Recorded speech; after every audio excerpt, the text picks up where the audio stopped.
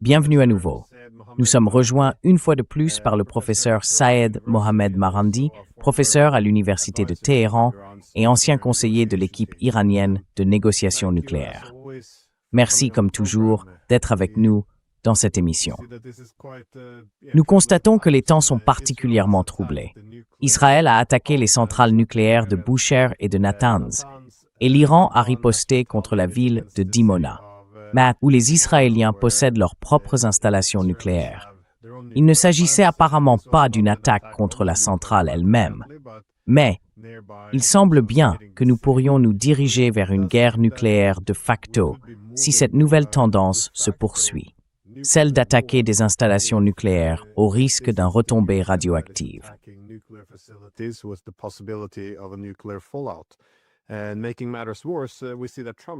Et pour aggraver les choses, nous voyons que Trump a donné à l'Iran un ultimatum de 48 heures pour ouvrir le détroit d'Ormuz, en somme, pour capituler. Sinon, il commencerait à frapper les plus grands champs énergétiques de l'Iran. Et nous voyons que le quartier général militaire iranien, si je ne me trompe pas, a averti que si les États-Unis mettaient ces menaces à exécution, ils détruiraient les installations énergétiques et les usines de dessalement dans l'ensemble des États du Golfe, ce qui signifierait essentiellement la fin de ces États.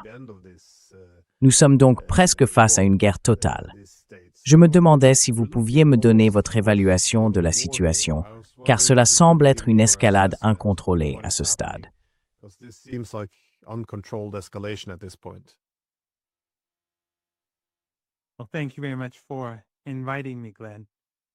Eh bien, merci beaucoup de m'avoir invité, Glenn. C'est toujours un plaisir d'être dans votre émission. Oui, mais il faut garder à l'esprit, et je sais que votre public le sait, que les médias occidentaux, pour une raison ou une autre, font comme si ce n'était pas le cas. La guerre a commencé avec l'agression américano-israélienne il y a environ 8 ou 9 mois, et chaque attaque a reçu une réponse. En d'autres termes, les Iraniens ripostent. Ils n'initient rien. Ainsi, l'attaque d'hier soir contre le régime israélien et contre des bâtiments liés à leur programme nucléaire était une réponse à leur frappe sur une installation nucléaire iranienne.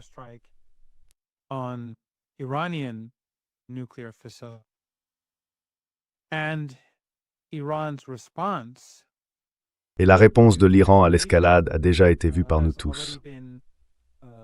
Lorsque le régime israélien, avec la coordination des États-Unis, il n'y a aucun doute là-dessus, a frappé l'installation gazière vitale de l'Iran dans le sud, le champ gazier de South Pars, les Iraniens ont réagi rapidement et ont détruit une partie importante des installations gazières du Qatar, en particulier ses installations de GNL, ainsi que des infrastructures énergétiques saoudiennes et émiraties.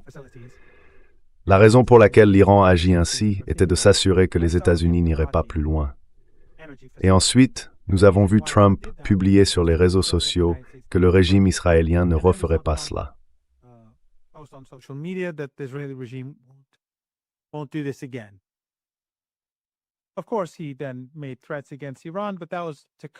Bien sûr, il a ensuite proféré des menaces contre l'Iran, mais c'était essentiellement pour couvrir cette retraite, cette attaque dont il voulait se désister. Mais bien sûr, Trump reste Trump. Il dit une chose maintenant, puis littéralement 1 heure plus tard, il dira quelque chose de très différent.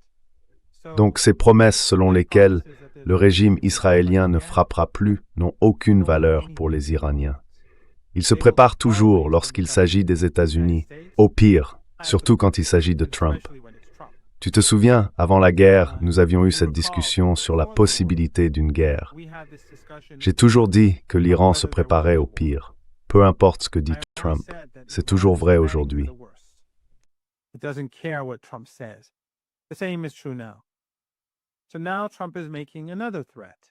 Alors maintenant, Trump profère une nouvelle menace, qu'il détruira les infrastructures vitales de l'Iran et visera ses centrales électriques. Il avait déjà fait cette menace auparavant, et le Dr Larijani avait tweeté que si cela se produisait, comme vous l'avez souligné plus tôt, il y aurait une riposte massive. Et rien ne s'est passé à ce moment-là. Après la réponse de l'Iran à l'attaque contre le champ gazier de South Pars, il est clair ce que l'Iran fera si les États-Unis mettent réellement cette menace à exécution. Et cela signifierait que le monde se dirigerait vers une catastrophe économique mondiale, ce que je dis depuis de nombreuses années. Avant le Covid, j'avais d'ailleurs donné une interview sur Press TV qui était devenue virale à l'époque.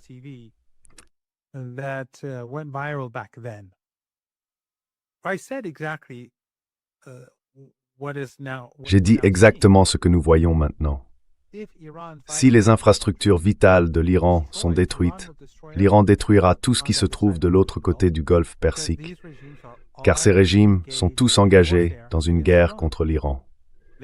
Ils ont permis aux États-Unis d'utiliser leur espace aérien, leurs bases, voire des terrains situés en dehors de ces bases. Non seulement ils autorisent les avions à survoler leur territoire pour bombarder l'Iran, mais ils permettent aussi aux ravitailleurs de réapprovisionner ces avions. Ils font tout ce qui est nécessaire pour tuer des Iraniens. Ils sont donc pleinement complices.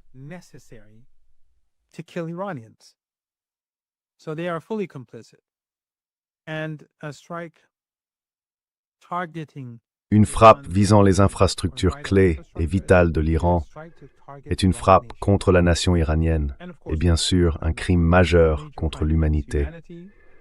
Mais en Occident, cela ne signifie rien, car après la menace de Trump hier soir, nous n'avons vu aucun média occidental dire que c'était scandaleux ou que c'était une menace contre plus de 90 millions de personnes. Non, parce que les médias occidentaux sont collectivement contrôlés par la classe Epstein.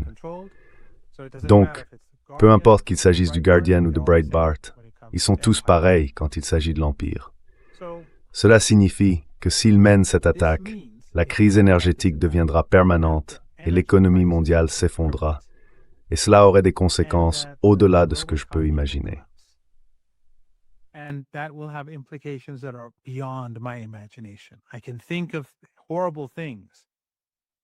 Je peux imaginer des choses horribles. Des centaines de millions de personnes en mouvement, la famine, l'effondrement de l'industrie. Je peux imaginer beaucoup de choses. Mais ce sera à cause de Trump. Et si l'Iran est contraint de détruire cette infrastructure clé, alors peu importe s'il y a une fin aux hostilités, et si l'Iran permet au détroit d'Ormuz de rester ouvert car il n'y aura plus de pétrole, ni de gaz à y faire passer, ni de pétroliers pour transporter cette énergie, ces produits pétrochimiques ou quoi que ce soit d'autre. Nous en sommes là. Mais je veux simplement souligner que ce n'est pas l'Iran qui nous a poussés ici. Les menaces de l'Iran sont faites pour que les États-Unis ne fassent rien de stupide. Je veux dire, cette guerre entière est stupide. Elle est barbare. Elle est inhumaine.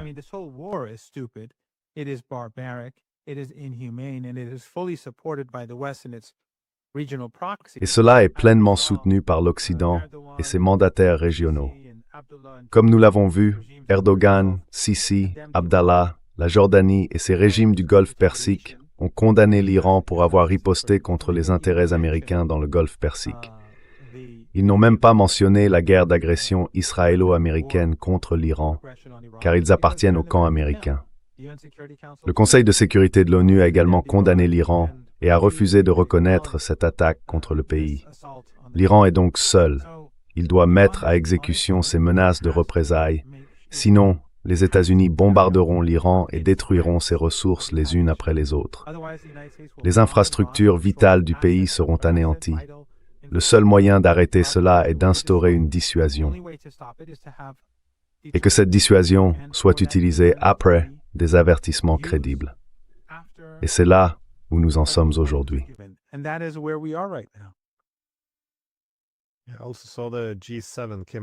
J'ai aussi vu que le G7 avait publié une déclaration condamnant l'Iran pour sa riposte. Et, comme tu l'as dit, sans aucune mention de la deuxième attaque surprise, de la destruction des infrastructures énergétiques civiles iraniennes, ni de la moindre référence au droit international. Il s'agissait simplement de condamner l'Iran pour avoir riposté. Et oui, j'ai vu que tu avais aussi fait remarquer que si la situation était inversée, ce serait absurde. Comme si la Chine installait des missiles au Canada, les lançait sur les États-Unis et que le Canada déclarait ensuite sa neutralité.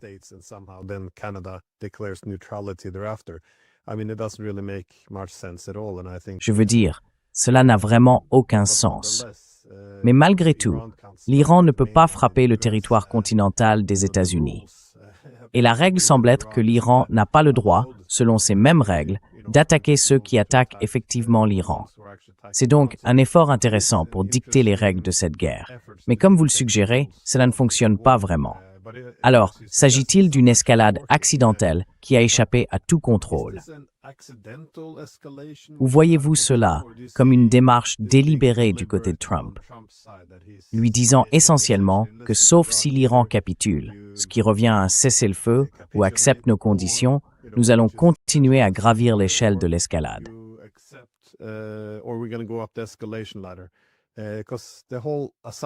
Parce que toute l'hypothèse repose sur l'idée que les États-Unis disposent d'une domination en matière d'escalade. Cela signifie que les États-Unis peuvent pousser la situation jusqu'à un certain niveau de douleur où l'Iran serait obligé de céder le premier. Mais comment voyez-vous la suite? Car nous ne sommes évidemment pas au point final, nous montons très vite. Et les centrales nucléaires, j'ai trouvé cela tout à fait extraordinaire. Que se passerait-il si Israël et les États-Unis détruisaient une centrale nucléaire, un réacteur, et qu'il y avait des retombées radioactives, comme à Tchernobyl? Comment voyez-vous alors l'évolution de la guerre? Est-ce essentiellement le sommet de l'échelle de l'escalade, ou comment l'Iran réagirait-il par des représailles équivalentes si cela se produisait?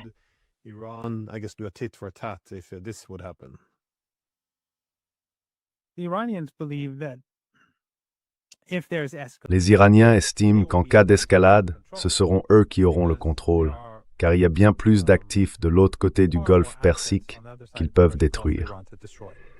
Les conséquences pour l'Occident seraient bien plus graves que ce que l'Occident pourrait infliger à l'Iran. L'Iran est sous sanction depuis des décennies et reconstruira lentement toute infrastructure vitale détruite. Mais si l'économie mondiale s'effondre et que l'économie américaine s'effondre, je pense que ce serait une situation sans précédent pour le peuple américain. Je pense que cela déstabiliserait les États-Unis et mettrait fin à la présidence de Trump.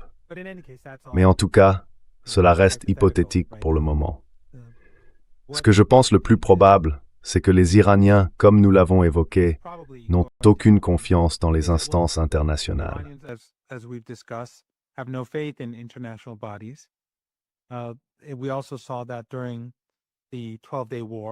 Nous avons également constaté que pendant la guerre de 12 jours, lorsque l'Iran a été condamné par l'Occident après avoir été attaqué, le Conseil de sécurité de l'ONU a refusé de prendre la moindre mesure. Mais supposons que le régime israélien frappe la centrale nucléaire de Bushehr, sur le golfe Persique. Cette radioactivité contaminerait le golfe Persique, et donc le pétrole et le gaz. Ainsi, le régime israélien lui-même, ou les Américains, détruirait l'économie mondiale par ce seul geste. Et comme je l'ai dit, si l'économie mondiale s'effondre, c'est la fin de l'Empire américain. Le monde tiendra les États-Unis et le sionisme pour responsables, avant tout, de cette catastrophe. Le régime israélien n'en tirerait pas non plus de bénéfices à long terme. Il serait lui aussi dévasté par l'effondrement de l'économie mondiale, mais surtout par l'effondrement de son protecteur.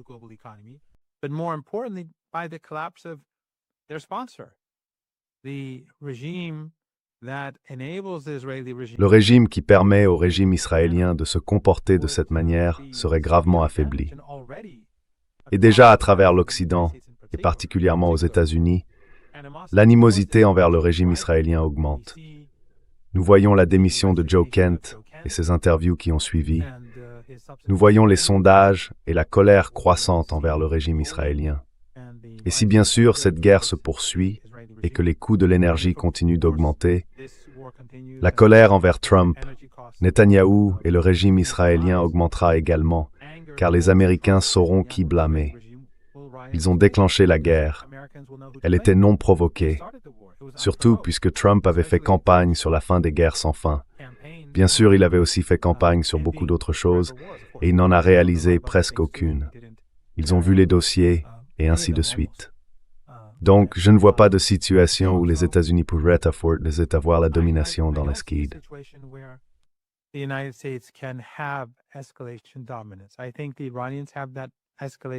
Je pense que les Iraniens détiennent cette supériorité dans l'escalade.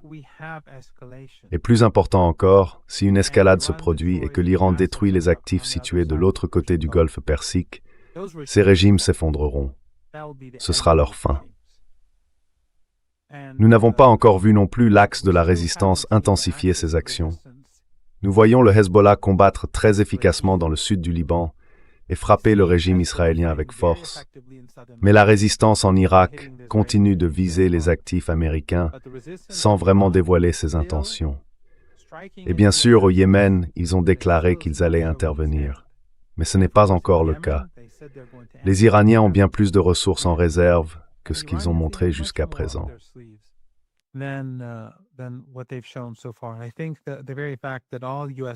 Et je pense que le simple fait que toutes les estimations américaines se soient trompées sur le nombre de missiles et de drones que possède l'Iran et ainsi de suite, montre qu'ils n'ont en réalité aucune idée de ce dont l'Iran est capable.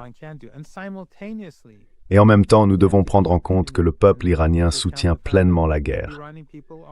Chaque soir, d'immenses foules se rassemblent à travers le pays. Ces gens ne se fatiguent pas, ils sortent chaque nuit, dans les rues, pendant la journée, pendant les prières de l'Aïd, sous les frappes aériennes, les tirs de missiles, sous la pluie et la neige.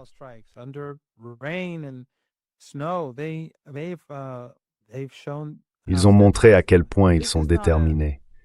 Ce n'est pas un pays que les États-Unis peuvent vaincre. Et nous sommes dans une situation où les marchés mondiaux de l'énergie dépendent entièrement de l'énergie provenant du golfe Persique et du Caucase. Car si la guerre s'étend, ne doutez pas que les infrastructures pétrolières et gazières de la République d'Azerbaïdjan seront également détruites. N'en doutez pas une seconde, elles seront anéanties, car le régime en Azerbaïdjan, une autre dictature familiale, est allié au régime israélien et aux États-Unis. Il est donc hostile au peuple iranien. Il faudra ajouter cela à tout le reste. Ce n'est pas une guerre que les États-Unis peuvent gagner.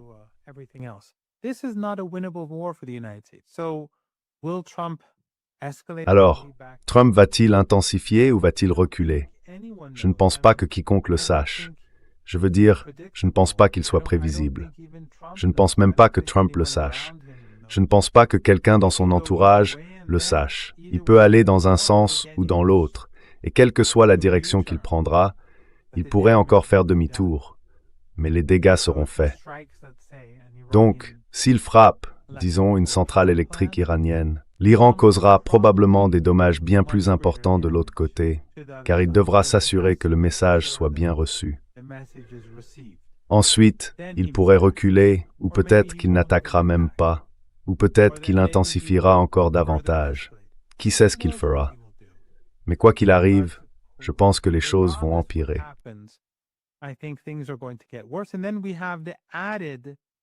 Et puis, nous avons le problème supplémentaire du fait que les États-Unis se préparent à envahir le territoire iranien. Et je pense que ce serait tout aussi désastreux.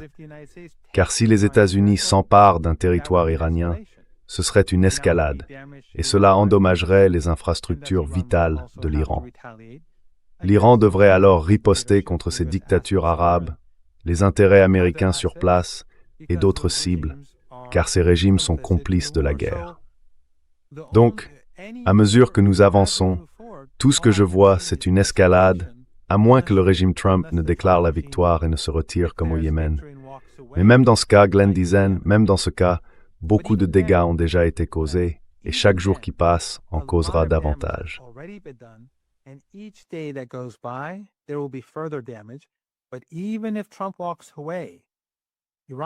Mais même si Trump se retire, l'Iran n'acceptera pas de cesser le feu. Les faits sur le terrain devront changer. L'Iran s'assurera que les pays voisins ne représentent plus une menace pour lui. Il cherchera également à obtenir une compensation, soit par le détroit d'Ormuz, soit en utilisant le pétrole pour forcer directement ces régimes à payer les dommages qu'ils ont causés au peuple iranien et pour toutes les morts résultant de leur complicité. Je n'ai aucun doute que se retirer ne sera pas non plus une solution simple. Ce n'est pas comme si les États-Unis déclaraient un cessez-le-feu et que l'Iran ouvrait immédiatement le détroit d'Ormuz. Cela n'arrivera pas.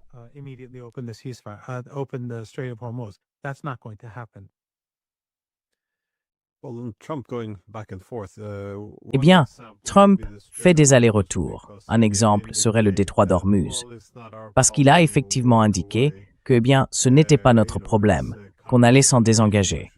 Vous savez, ce sont les pays de la région qui devraient s'en occuper. Nous, c'est fini. Et puis, bien sûr, le lendemain, il lance cette menace qui équivaut essentiellement à une guerre totale. Soit vous l'ouvrez pendant 8 heures, soit nous détruisons tout. Je veux dire, oui, comme vous le dites, c'est un peu incohérent. Tout cela se passe en quelques heures d'intervalle. Ce sont des positions complètement différentes. Mais quand il a publié ce premier tweet, j'ai pensé, encore une fois, que c'était très étrange. C'est ainsi que les guerres se déclarent désormais, par des tweets. Mais j'ai pensé que c'était une voie de sortie.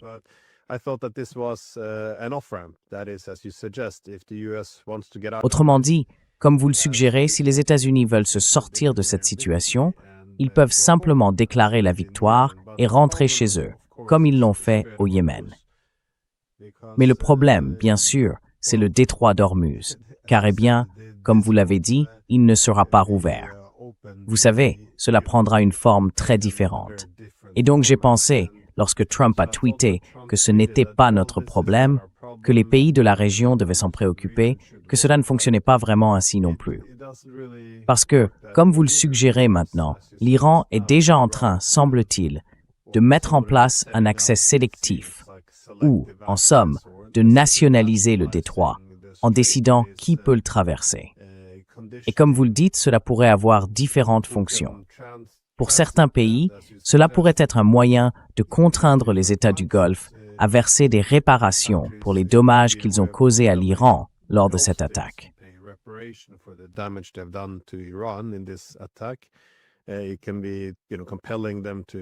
Cela peut consister, vous savez, à les contraindre à expulser les bases américaines afin que cela ne se reproduise plus.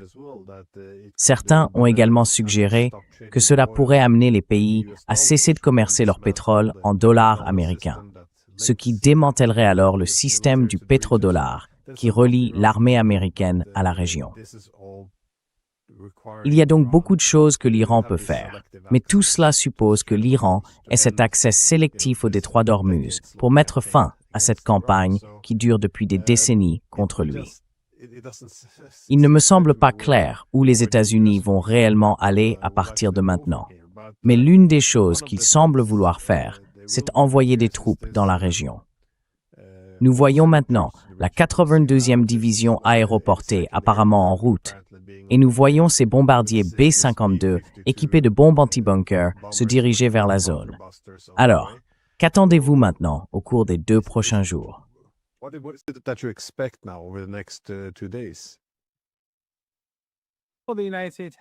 Eh bien, les États-Unis utilisent régulièrement des bombes anti-bunker et ils bombardent l'Iran depuis maintenant 22 jours. Ils ne peuvent vraiment pas faire grand-chose de plus. Comme je l'ai dit plus tôt, l'Iran détient la supériorité en matière d'escalade. L'Iran n'a pas encore montré ses cartes, et l'axe de la résistance non plus, collectivement.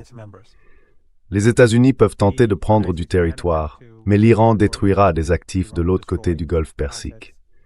Plus important encore, Glenn, les forces armées de la résistance au Yémen, en Irak et bien sûr en Iran, sont bien plus nombreuses et bien plus compétentes que les forces militaires du camp américain. Je veux dire, le Qatar n'a pas de véritable armée permanente, pas plus que Bahreïn, les Émirats ou le Koweït.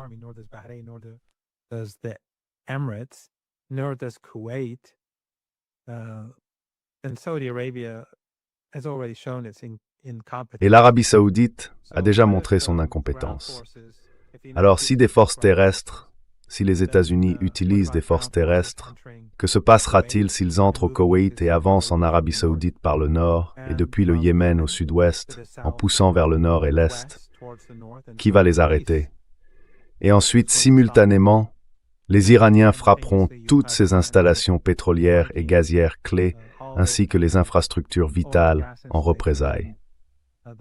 Comment les États-Unis pourraient-ils jamais gagner cela? C'est un scénario impossible pour les États-Unis, et ce serait une défaite colossale. Ce que nous voyons en ce moment, c'est un président des États-Unis qui a complètement discrédité le pays parce qu'il a menti tant de fois, été trompeur tant de fois, et s'est contredit tant de fois.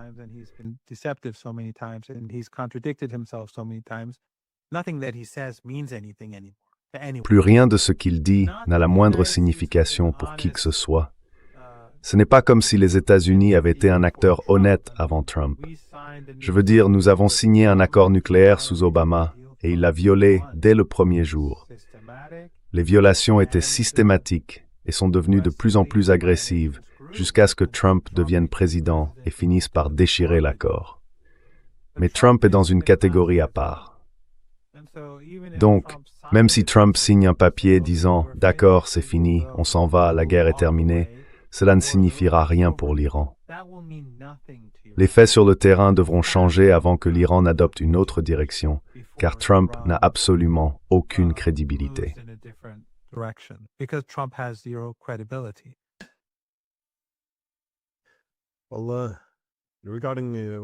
Eh bien, concernant ce que vous avez dit, nous ne savons pas encore quelle carte l'Iran a à jouer.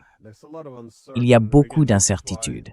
Encore une fois, c'est pour cela que de nombreux pays ou de nombreuses personnes, quelles que soient leurs opinions sur l'Iran, ont mis en garde contre cette guerre. Il y a trop de variables inconnues. Vous savez, ce n'est pas comme les guerres précédentes où l'Amérique pouvait contrôler tous ces facteurs. Mais l'un d'eux, bien sûr, serait la portée des missiles. Nous ne savons pas grand-chose sur la portée des missiles iraniens. Cela pourrait poser problème si les Européens approfondissent leur implication dans la guerre. Comme vous l'avez dit, cet axe de résistance, nous ne savons pas si le Yémen va entrer en jeu et fermer la mer Rouge. Nous voyons que l'Irak est maintenant, eh bien, les troupes européennes se retirent d'Irak, ce qui est intéressant, car le Parlement irakien avait auparavant voté pour le départ des troupes étrangères.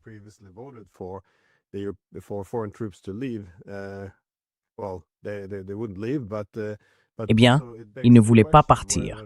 Donc la question se pose de savoir s'ils seraient réellement autorisés à revenir une fois que tout cela sera terminé. Honnêtement, j'en doute. Mais aussi, si l'Iran frappe les usines de dessalement dans les États du Golfe, comme cela a été suggéré, quelles en seraient les conséquences? Surtout pour les usines de dessalement. Ou si cela finit par impliquer des cibles nucléaires, y a-t-il d'autres cartes à jouer? Parce que vous avez mentionné l'Azerbaïdjan. Pour être franc, je n'avais pas encore envisagé que cela puisse aussi commencer là-bas. Je sais que les relations sont antagonistes, et je sais qu'il constitue un centre énergétique important pour l'Azerbaïdjan, surtout pour les Européens, afin d'éviter à la fois les Iraniens et les Russes. Mais quelles autres cartes pensez-vous que l'Iran pourrait jouer à mesure que nous montons les échelons de cette escalade?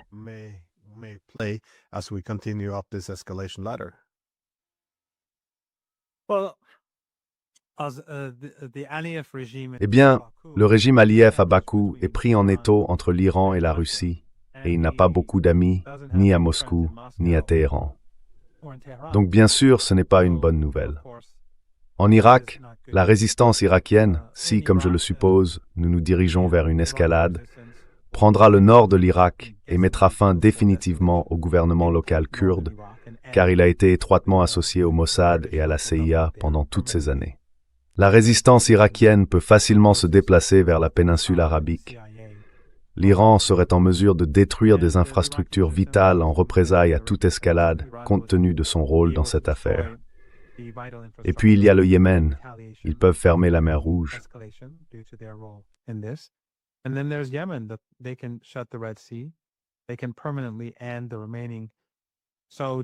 Ils peuvent mettre fin définitivement aux exportations restantes de pétrole saoudien et ils peuvent également se diriger vers la région du Golfe Persique.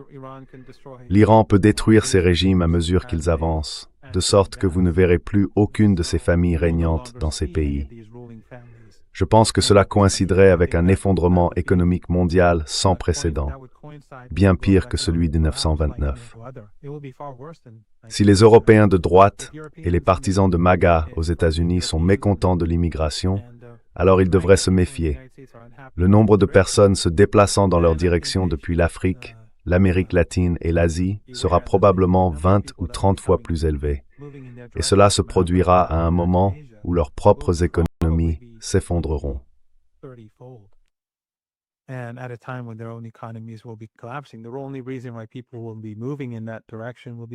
La seule raison pour laquelle les gens iront dans cette direction, c'est parce que c'est le chemin traditionnel qu'ils suivent depuis des années, en raison de toutes les guerres et des crimes commis à travers ces différents continents. Donc, cela semble très sombre, sans aucun doute. Il n'y a aucun moyen de faire paraître cela autrement que catastrophique. Même si Trump est freiné, même s'il est écarté du pouvoir avant de franchir l'étape finale consistant à cibler les infrastructures vitales iraniennes, les dégâts déjà infligés au monde sont très importants.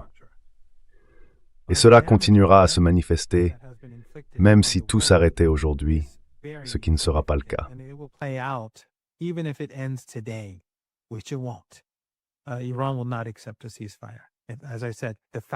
L'Iran n'acceptera pas de cesser le feu.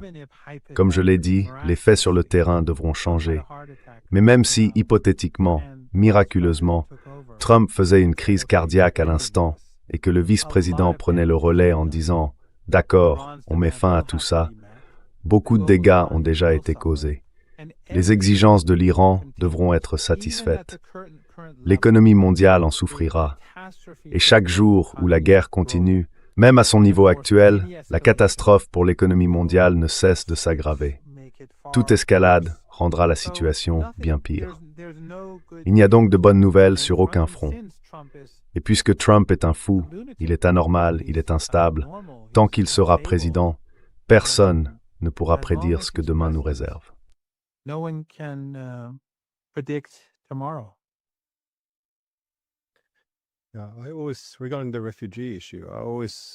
Concernant la question des réfugiés, j'entends toujours l'argument « Pourquoi les pays musulmans n'acceptent-ils pas les réfugiés musulmans? Pourquoi aucun d'entre eux ne le fait? Pourquoi vont-ils toujours dans les pays occidentaux ?» Je pense que beaucoup de gens ignorent que le pays qui accueille le plus de réfugiés au monde est l'Iran. J'entends cela si souvent, ça me sidère un peu. Je crois que la Turquie arrive en deuxième position. Et pourtant, ce fait est presque présenté comme une vérité gênante. C'est très étrange. Je ne sais pas d'où viennent ces perceptions. Mais bien sûr, si toute cette région s'embrase, alors l'Iran ne sera plus en mesure d'accueillir des réfugiés issus de cette situation. Au contraire, on pourrait même voir apparaître des réfugiés iraniens.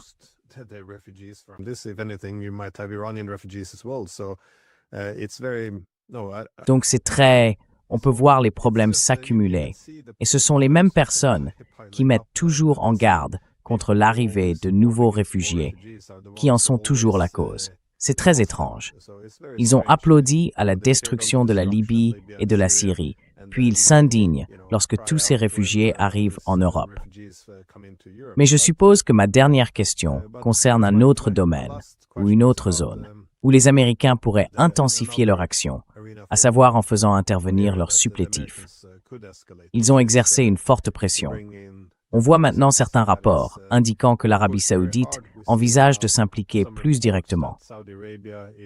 Mais bien sûr, elle a subi d'énormes pressions. On a vu Lindsey Graham menacer plus ou moins l'Arabie saoudite. Si elle ne se conforme pas et ne participe pas, il y aura des conséquences pour elle. Les others will have led its improvers cruising Sephora.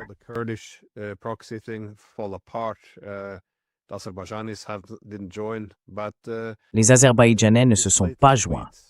Mais dans ce dernier tweet, parce que Trump en envoie beaucoup, il a averti les Européens en disant « Pourquoi n'envoyez-vous pas vos soldats et vos navires ?» Et ensuite, en gros, oui, il menaçait indirectement l'OTAN en disant « Eh bien, ce n'est qu'un tigre de papier alors. » Puis il arrive avec cette nouvelle menace, qui est un ultimatum très direct, où il écrit en substance « Soit vous envoyez vos troupes combattre l'Iran, soit nous prendrons le Groenland. » Voilà, c'est ça, l'alliance des valeurs. Mais c'est intéressant. Comment voyez-vous cela? Pensez-vous qu'il soit probable que les Européens, par exemple, se joignent à lui, ou les Saoudiens? Comment voyez-vous la situation évoluer?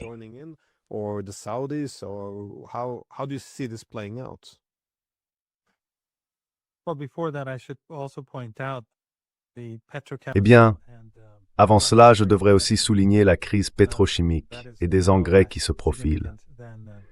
Elle n'est pas moins importante que celle du pétrole ou du GNL, voire davantage, surtout s'il y a un effondrement économique mondial et que l'agriculture devient encore plus essentielle qu'elle ne l'est aujourd'hui pour la survie de littéralement des milliards de personnes. Pendant que vous expliquiez les récents écrits de Trump, je pensais aux derniers jours d'Hitler et à ses diatribes. Ce n'est pas si différent.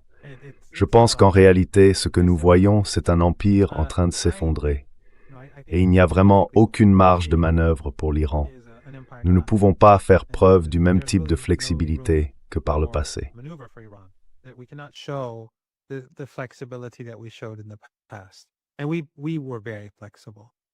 Et nous avons fait preuve de beaucoup de flexibilité. Lorsque le régime israélien a bombardé notre ambassade, notre réponse n'a pas été très sévère. Et pourtant, les Européens et l'Occident nous ont condamnés ou ont soutenu les Israéliens pour avoir bombardé notre ambassade. Lorsque le général Soleimani a été assassiné en Irak, alors qu'il se rendait à une rencontre avec le Premier ministre irakien sur invitation officielle, la réponse iranienne a bien eu lieu, mais elle n'était pas à la hauteur de ce que les États-Unis avaient fait, ni de ce que les Qataris avaient fait, puisque ces drones venaient de Doha. Et pendant la guerre de 12 jours qui fut une victoire pour l'Iran, l'Iran a accepté une cessation des hostilités. Certains pensaient que l'Iran aurait dû continuer.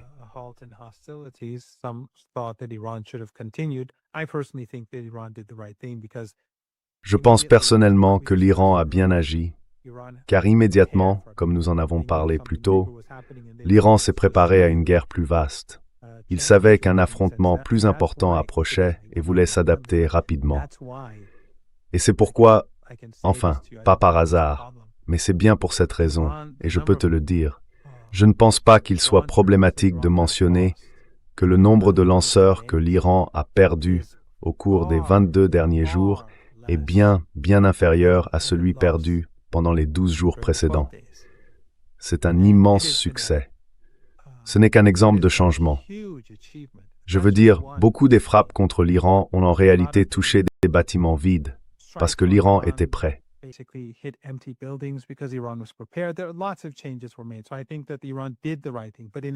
Beaucoup de changements ont été apportés, donc je pense que l'Iran a bien agi. Mais en tout cas, dans tous ces précédents cas, le meurtre du martyr Ismail Haniyeh et les autres atrocités commises au Liban et en Iran par le régime israélien, la réponse iranienne a toujours été, selon moi, modérée et destinée à éviter l'escalade. Mais maintenant, il n'y a plus de marge de manœuvre. Les Iraniens iront jusqu'au bout. C'est une lutte pour la survie. Nous avons été aussi flexibles que possible, mais désormais, il n'y a plus de place pour la flexibilité. Nous allons donc nous mesurer directement aux Américains.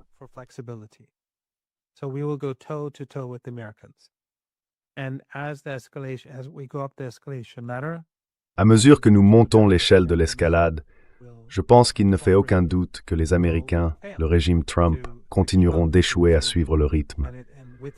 Avec cet effondrement, je pense que la présidence de Trump prendra fin. Je ne crois pas que les Américains puissent utiliser les Kurdes. S'ils essaient, les terroristes kurdes, les Kurdes iraniens, ne soutiennent pas les États-Unis. Le Mossad, le régime israélien et la résistance irakienne en Iran prendront cette zone. S'ils avaient pu le faire déjà, ils l'auraient fait.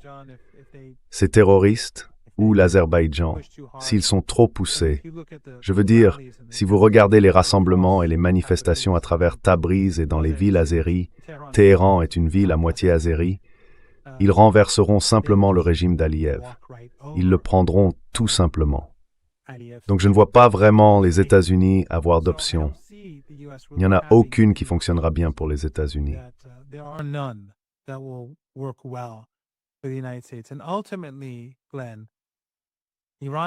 Et en fin de compte, Glenn Dizen, l'Iran est très satisfait de ses frontières actuelles. Mais si les États-Unis essayent de modifier ces frontières, je suis convaincu que l'Iran s'agrandira et prendra de nouveaux territoires. C'est ainsi que la guerre se terminera. Il serait donc judicieux pour les États-Unis de ne pas aller dans cette direction. Et pendant que tout cela se produit, les États-Unis en appellent aux Européens. Vous savez, ils ont déjà isolé l'Iran, mais ils menacent les Européens, le monde et l'Iran à propos du détroit d'Ormuz. Pendant ce temps, l'Europe est déjà en train de perdre la guerre en Ukraine. À mesure que la situation dans notre région devient plus violente et dangereuse, et que le prix de l'énergie augmente, la Russie se renforce et l'Europe s'affaiblit. The price of energy rises, Russia is more empowered, Europe is weaker, so the Russians will be able to push more swiftly into. Ainsi, les Russes pourront avancer plus rapidement dans les territoires, probablement prendre aussi Odessa et dicter les conditions. Les Européens ne sont pas en position de faire grand-chose face au régime israélien et aux exigences de Trump. En fin de compte, Trump est prêt à tout sacrifier, le monde entier, pour le sionisme et pour le régime israélien.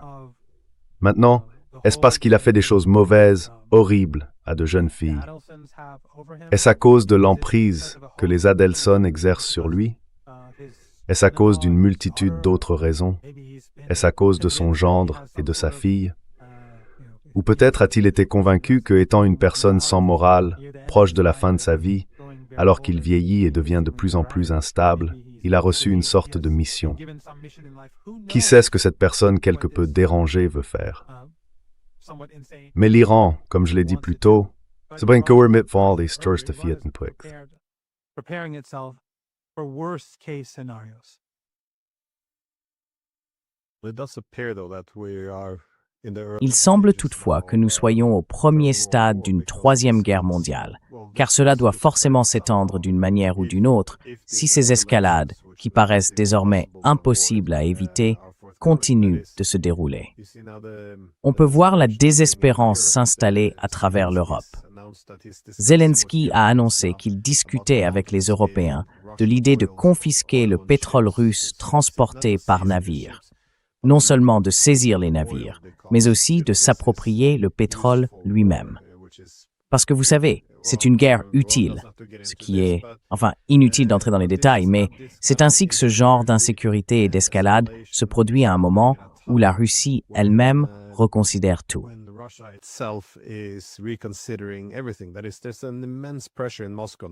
Autrement dit, il y a actuellement une immense pression à Moscou après l'attaque contre l'Iran, où l'on se demande pourquoi la Russie ne se comporte pas davantage comme l'Iran.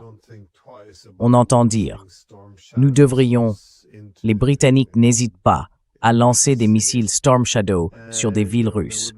Ils n'oseraient jamais faire cela si nous nous inspirions de l'exemple iranien, c'est-à-dire si nous disposions d'une véritable capacité de dissuasion, capable de faire craindre à d'autres pays d'attaquer à nouveau la Russie. Il semble donc qu'au moment même où les Européens préparent une nouvelle phase d'escalade, une forte pression s'exerce sur la Russie pour affirmer « Non, c'est ici que nous devons tracer la ligne rouge ».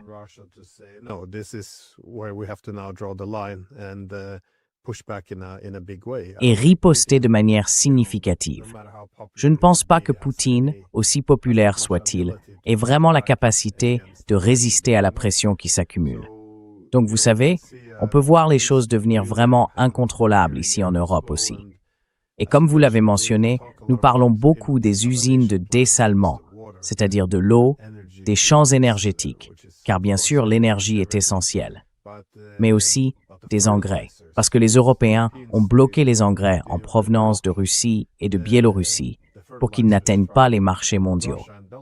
Et maintenant, bien sûr, avec toute la région du Moyen-Orient à l'arrêt, cela va provoquer une énorme crise alimentaire.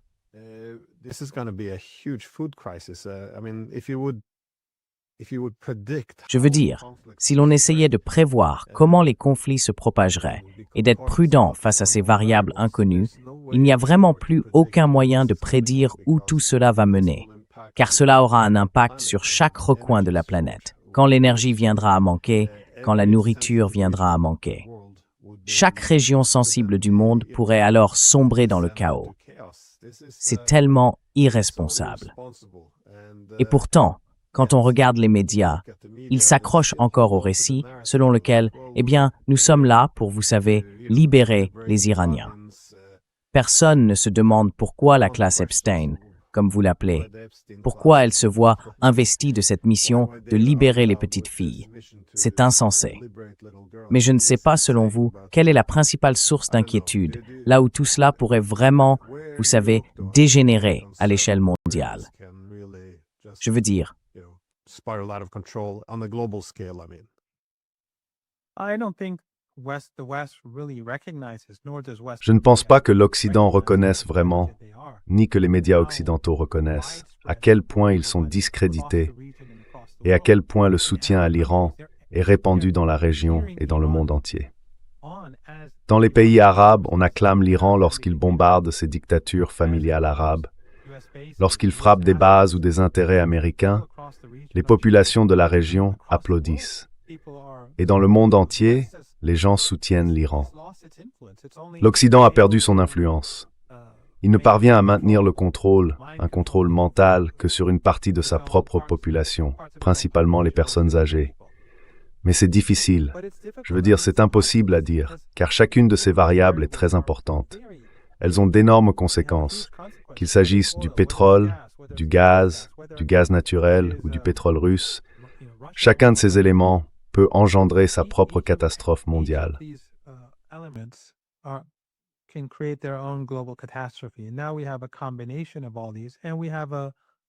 Et maintenant, nous avons une combinaison de tous ces facteurs et nous avons une personne folle et hautement imprévisible à la Maison-Blanche. La seule chose qui, à mon avis, peut mener le monde à la catastrophe, c'est l'arrogance de l'Occident. Et c'est ainsi que, même si la peur commence à se manifester, ce mode de pensée eurocentrique et exceptionnaliste américain, très proche du sionisme, cette idée selon laquelle nous sommes au-dessus et au-delà. Qu'est-ce que Madeleine Albright avait dit un jour? Quelque chose comme « nous nous tenons plus droit et voyons plus loin que quiconque ».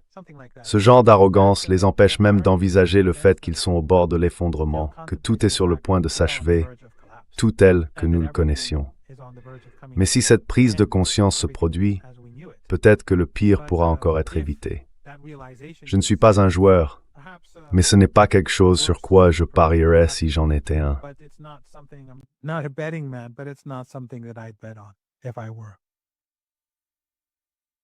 Well, I guess over the next few days. je suppose que dans les prochains jours, 2, peut-être 3, il semble qu'une grande partie de l'avenir de la stabilité mondiale sera décidée. Donc je ne suis pas très optimiste non plus. J'aimerais que nous ayons des dirigeants avec un peu de bon sens et idéalement du courage et une boussole morale avant qu'ils ne nous entraînent sur cette voie. Mais non, oui, malheureusement je partage ton pessimisme. Mais merci, comme toujours, d'avoir pris le temps. Et oui, prends soin de toi.